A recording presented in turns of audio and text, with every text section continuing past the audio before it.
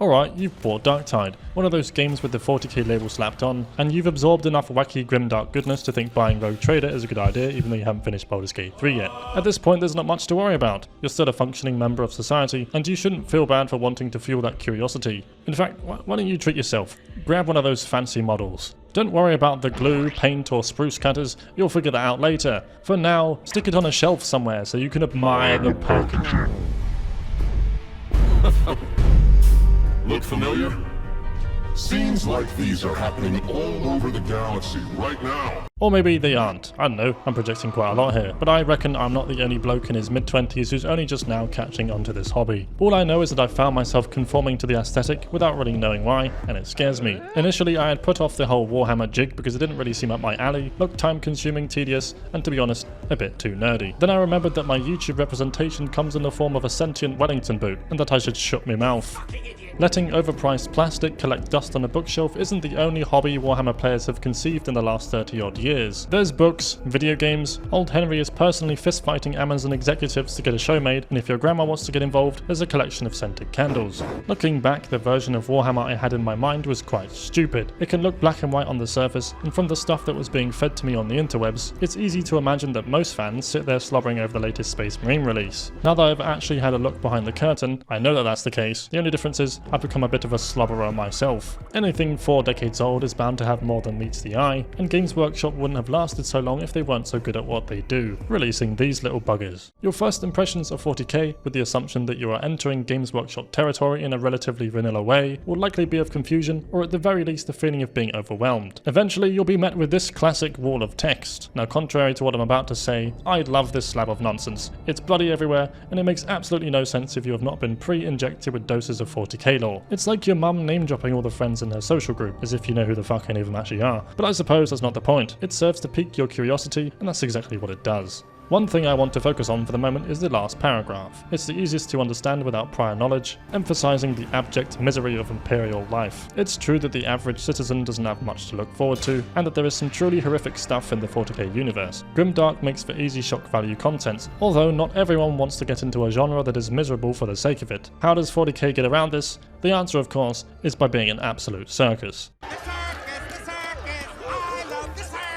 Something that it shares with other sci-fi is that at some point things get so absurd, it's hard to take it seriously anymore. As a result, you have a ton of tidbits in the 40k universe that are just inherently comedic as a whole. There's a race of fungus-grown football hooligans created by the old gods. There's a planet in the galaxy called Birmingham which is considered to be a desolate hellhole.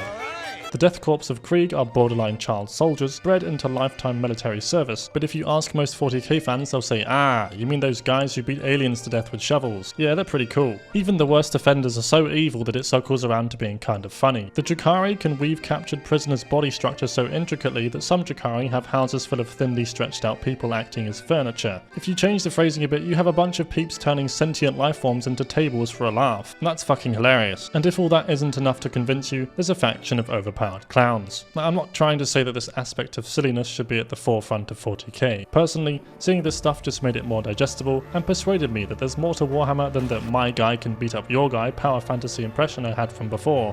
Like holy shit, how did I not notice how goofy this all is? Granted, the setting itself is absurd in an unavoidable way. Luckily, Warhammer 40k is a big enough conglomerate mess that you can pick and choose what to actively engage in, unless you walk into a GW store at the wrong time of day, in which case you'll have no choice but to actively engage in someone else's inability to wipe their own ass. Sometimes I'll get really into a game or a TV show like Arcane. I'll finish it, dig up the scraps and teasers for the next season, and realise there's fuck all left to do beyond diving into the origin of the lore in the first place, or watching a bloke in his PJs explain what the show meant. It's definitely part of the charm of a long-lasting franchise to know that there's more on the horizon if you exhaust a particular part of it. I want to preface things a good chunk into the video to say that my 40k knowledge compared to the handy-dandy lore folks on YouTube is like comparing the technological prowess of your average tech priest to Trazen the Infinite. That is to say, in normal person terms, the difference between a lobotomized monkey and Stephen Hawking's ability to debate the laws of the universe. It's taken a long time to reach the point where I'm happy to yap about 40k, so what sort of inexorable force compelled me, a stubborn idiot, to crack and become invested with this obscene universe? Whatever it was had to have been a completely flawless interpretation of 40k 40k, truly only something crafted with the utmost respect for your time. The way this game has been launched has been a bit of a fuck up. Darktide held a special place in my heart, not because it's the game that introduced me properly to 40k and by extension the machinations of Games Workshop. I loved it for the gameplay and not much else. After questioning what on earth the in-game characters were blathering about a few too many times, I got stuck in with a lore video here and there. Of course, during my initial searches I would come across the type of slop that drew me away from 40k in the first place, and it was Darktide that convinced me that things could be different. After a while, my interest slid over to the characters in the world, and it got to the point where I'd jump into a round just to hear the new voice lines. The zealots, for example, are all giant dogs who can barely form a sentence beyond their religious programming. You have middle management Mandy spluttering on comms like a baby because she's not allowed to torture her enemies. I bring up Darktide because to me it's the perfect representation of 40k in video game form. It has a beautiful aesthetic, the music hits different, it has a sense of grandeur despite being a small scale conflict in the grand scheme of things, but it's also plagued by issues indicative of Games Workshop meddling. The devs have to tread glass when anything gets added to the game, which is supposed to be a live service. The story progresses once every 6 months if you're lucky, and the in-game store is a blatant attempt to cash in on the 40k name, even more so than you would think. By the time I'd noticed these flaws that would be all too obvious to anyone hurt by Games Workshop before, it was too late. I was hooked. Enough to think that buying this particular physical model to commemorate my newfound hobby was a great sentiment, even though fighting this creature in-game makes me want to jump off a bridge. I like to think my revenge is to leave the bugger on a shelf so he can experience devastating neglect for a couple of years.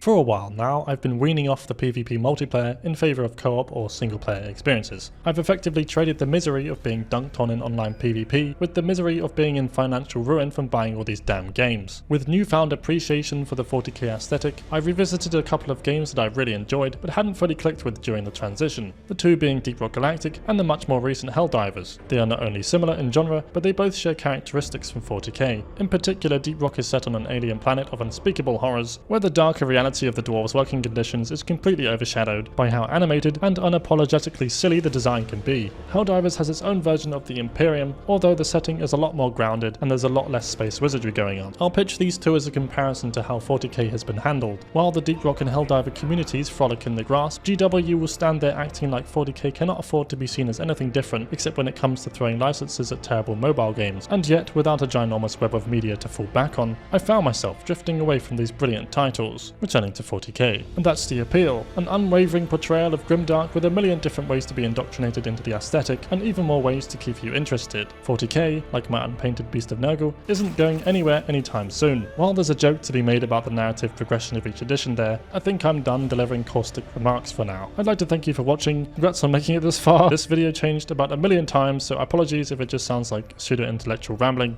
I'm gonna go play Darktide.